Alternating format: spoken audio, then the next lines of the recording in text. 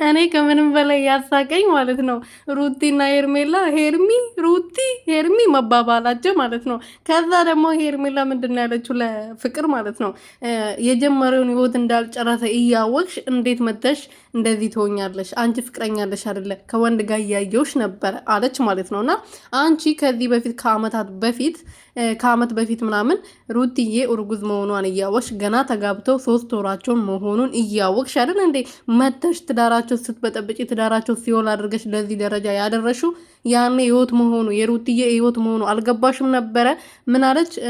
ከኔ ጋርም እየሆንክ ከሩታም ጋር እየሆንክ ፍቅርንም ስታወራት ነበረ ማለት ነው አለችው ማለት ነው። እና ማመን ያቃታት ማለት ነው። እና ይሄ ነገር ለሄርሜላ በጣም ትልቅ ትምህርት ነው። ግን ሩትዬ አንቺ በፊት ነው የተለየሽው እዚህ ድራማ ውስጥ እዚህ የሆነ በጣም አብርሃም እዛ ጋር ሆኖ እንደዚህ ሙድ እንደሚይዝባችሁ እያየሽ መቆም አልነበረብሽም። እዛ ጋር ጥለሽ መሄድ ነበረብሽ።